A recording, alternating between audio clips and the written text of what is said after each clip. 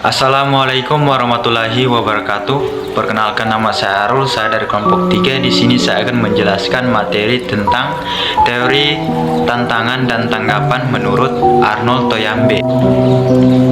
Arnold Toynbee adalah seseorang sejarawan Inggris. Ia mendukung teori siklus lahir, tumbuh, mendak, hancur, seperti halnya kalbu yang dikenal sebagai unit studinya yang luas dan komprehensif. Daripada studi terhadap suatu bangsa maupun periode tertentu, pemikiran-pemikiran Toynbee yang cemerlang itu dituangkan dalam karya monumentalnya yang terbit sebanyak 12 jilid. Dan ringkasan dari karyanya itu adalah A Study of History. Adapun pokok pemikiran dari teori tantangan dan tanggapan tersebut dikemukakan sebagai berikut. Yang pertama, menurut Toynbee, terdapat 21 pusat peradaban dunia, misalnya peradaban Mesir kuno, India, Sumeria, Babilonia, dan peradaban Barat atau Kristen.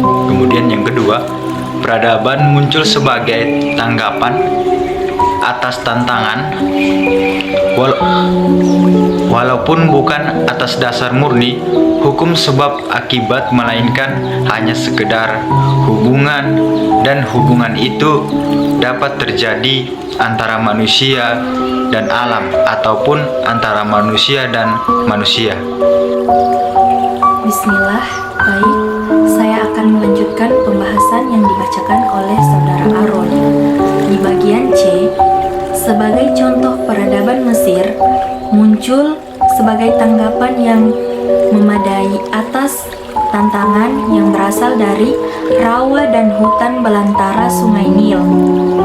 Sedangkan peradaban lain muncul dari tantangan konflik antar kelompok. Di bagian D, berjenis-jenis tantangan yang berbeda dapat menjadi tantangan yang diperlukan bagi kemunculan suatu peradaban. E. Terdapat 5 tempat kawasan perangsang yang berbeda bagi kemunculan peradaban, yakni kawasan ganas, kawasan baru, dan ditindas dari tempat pembangunannya. Kawasan ganas mengacu pada lingkungan fisik yang sukar ditaklukkan seperti kawasan lembah Sungai Huanghe. Kawasan baru muncul pada daerah yang belum dihuni atau dikelola. Kawasan di perbuatan termaksud yang berubah ditentukan dengan kekuatan militer. Kawasan tertindas menunjukkan suatu situasi ancaman dari luar yang berkepanjangan. Kawasan hukuman pembangunan mengacu pada kawasan kelas dan ras yang secara horizontal telah menjadi sasaran penindasan, diskriminasi, dan eksploitasi. Selanjutnya, antara tantangan dan tanggapan berbentuk kurva linier.